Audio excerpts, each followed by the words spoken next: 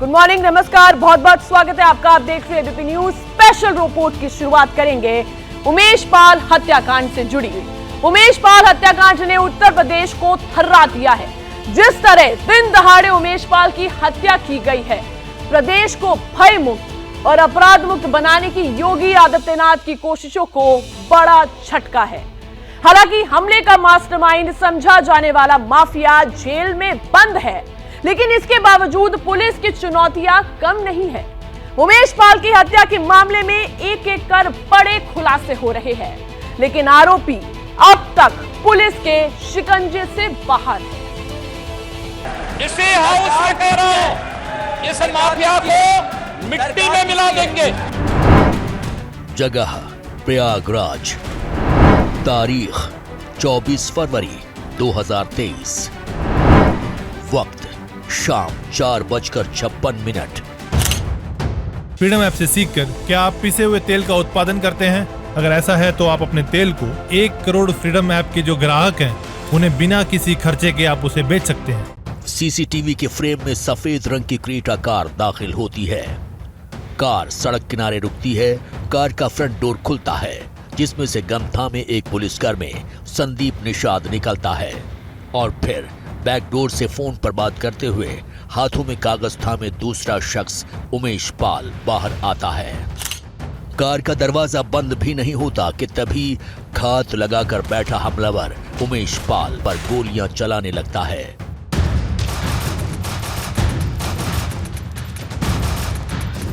उमेश राय के साथ मौजूद गनर जैसे जवाबी कार्रवाई की कोशिश करता है, तभी हमलावर पुलिसकर्मी पर भी फायरिंग कर देता है और गनर संदीप सड़क पर ही गिर पड़ते हैं।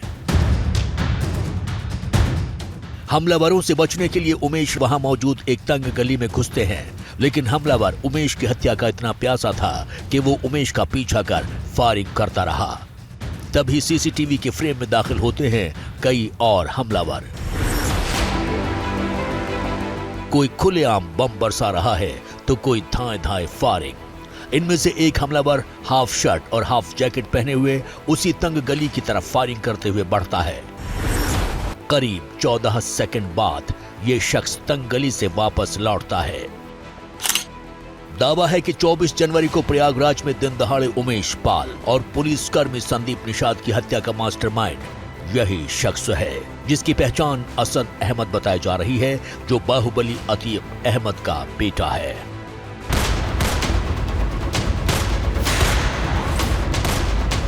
बाहुबली अतीक अहमद की क्या थी उमेश पाल से अदावत, वो हम आपको आगे बताएंगे। लेकिन किस तरह प्रयागराज में उमेश की हत्या की स्क्रिप्ट लिखी गई, पहले उसे अलग अलग सीसीटीवी की नजर से देखिए। ये तस्वीर उस दुकान की है जिसके ठीक बगल में उमेश को गोलियों से भूनकर मारा गया। एक शख्स दुकान में खरीदारी करते हुए नजर आ रहा है। इसी दौरान वहां क्रेटा कार रुकती हुई नजर आती है। तभी दुकान के बाहर बंदूक थामे एक हमलावर नजर आता है। तभी दुकान में ग्राहक नजर आ रहा शख्स जेब से बंदूक निकालता है और उमेश पाल की तरफ गोलियां बरसाने लगता है।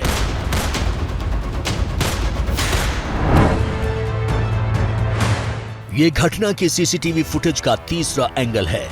वाहन चल रहे हैं, तभी लाल रंग की एक बाइक बीच सड़क पर थम जाती है। उसके पीछे सफेद रंग की क्रेटा कार भी रुक जाती है। बाइक पर बैठा हमलावर हाथों से बम फेंकने लगता है। जो हमलावर अतीक अहमद का बेटा असद अहमद बताया जा रहा है, वो क्रेटा कार की ड्राइविंग सीट से गन लोड करते हुए उमेश पाल की तरफ बढ़ता है। थोड़ी देर में क्रेटा कार आगे बढ़ जाती है। जब हमलावर हत्या को अंजाम देकर आगे बढ़ते हैं तो क्रेटा कार यू टर्न लेकर आती है और अगले कट पर हमलावर क्रेटा कार पर सवार होकर फरार हो जाते हैं।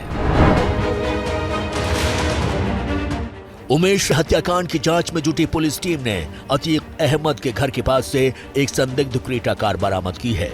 बताया जा रहा है कि हमलावर हत्या के बाद इस कार को अतीक के घर के पास छोड़कर दूसरे वाहन से फरार हो गए।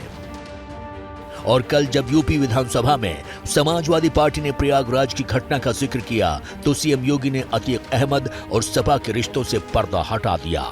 क्या ये सच नहीं कि जिस अतीक अहमद के खिलाफ पीड़ित परिवारों ने मुकदमा दर्ज कराया उसके परिवार के खिलाफ, वो समाजवादी पार्टी के द्वारा पोषित माफिया है और उसकी कमर को तोड़ने का काम हमारी सरकार ने किया है। और फिर मैं कह देता हूं, इसी हाउस में कह रहा हूं, इस माफिया को मिट्टी में मिला देंगे। सरकार किसकी है?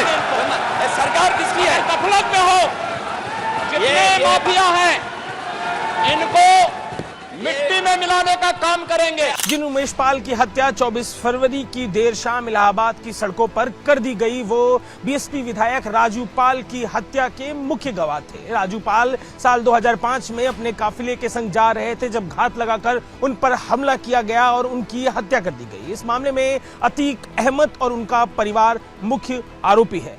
साल 2004 में अतीक अहमद फूलपुर से चुनाव जीतकर लोकसभा पहुंच गया। ऐसे में उसे प्रयागराज की पश्चिमी सीट से अपनी विधायकी छोड़नी पड़ी। उसने इस सीट पर अपने छोटे भाई अशरफ को चुनाव मैदान में उतारा, लेकिन कभी अतीक के खास रहे राजू पाल बसपा की टिकट से उपचुनाव में उतर गए। बीएसपी के राजू पाल ने अतीक के भाई अशरफ को चुनावों में हरा दिया और इसके बाद ही अतीक और राजू पाल के बीच दुश्मनी शुरू हो गई। चुनाव परिणाम के 3 महीने बाद ही राजू पाल की हत्या कर दी गई, जिसके बाद हुए उपचुनाव में अतीक के भाई अशरफ को जीत मिली। फ्रीडम ऐप से सीखकर क्या आप पिसे हुए तेल का उत्पादन करते हैं? अगर ऐसा है तो आप अपने तेल को 1 करोड़ फ्रीडम ऐप के जो ग्राहक हैं उन्हें बिना किसी खर्चे के आप उसे बेच सकते हैं।